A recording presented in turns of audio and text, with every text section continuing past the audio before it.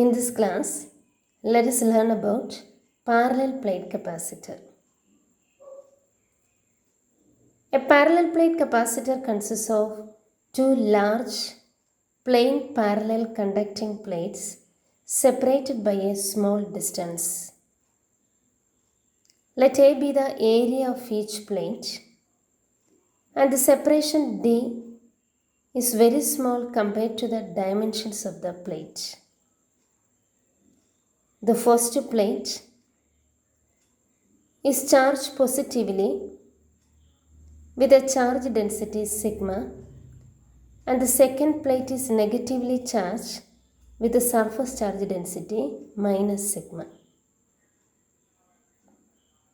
We learned that electric field due to a single sheet, a charged plane sheet, is sigma by 2 epsilon 0. Let us consider the region 1. The electric field due to the first plate is directed away from the plate as the plate is positively charged. But the electric field due to the second plate E2 is directed towards the plate since the plate is negatively charged. So E1 and E2 are equal in magnitude and opposite in direction. Similarly, in region 2 also, the two electric fields are equal and opposite. So the resultant field is 0 in regions 1 and 2. But in region 3, that is in between the plates of the capacitor, E1 and E2 are directed in the same direction. So the resultant field D is equal to E1 plus E2. It is 2 times sigma by 2 epsilon 0. Therefore, the electric field is sigma by epsilon 0.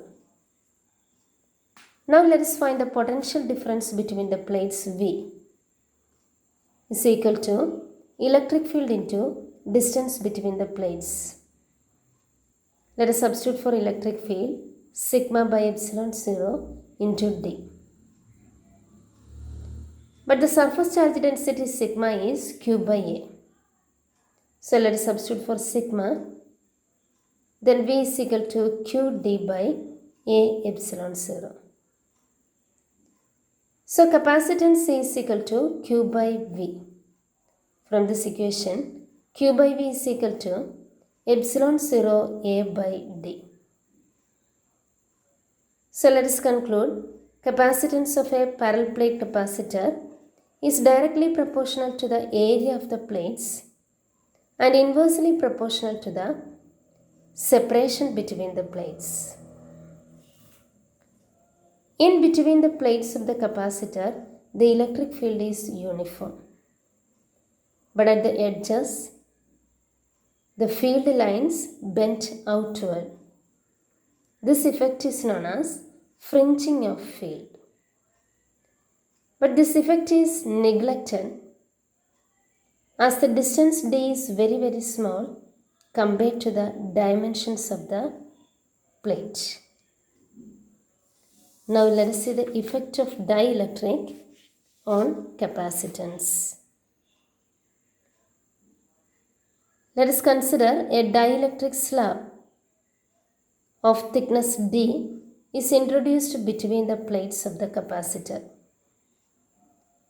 Dielectric constant of the medium is K. Since the dielectric is kept in the electric field produced by the plates, it gets polarized. So the electric field in this region decreases due to polarization. The electric field in the dielectric E is equal to E0 minus EP, where E0 is the field without dielectric and EP is the field produced by the polarization which opposes the external field. So the resultant field is E0 minus EP. But the dielectric constant K is defined as E0 by E E0 is the field without dielectric and E is the resultant field in the dielectric. Therefore, the potential difference between the plates V is equal to E into D. From this equation, E is equal to E0 by K. So, V is equal to E0 by K into D. But E0, electric field E0 is equal to sigma by epsilon 0, where sigma is Q by A. So the potential difference between the plates V is equal to sigma D by epsilon 0 K. Let us substitute for sigma Q D by A epsilon 0 K. From this equation, capacitance C is equal to Q by V, that is equal to K times epsilon 0 A by D. So we can write capacitance with dielectric is K times capacitance without dielectric or air between the plates.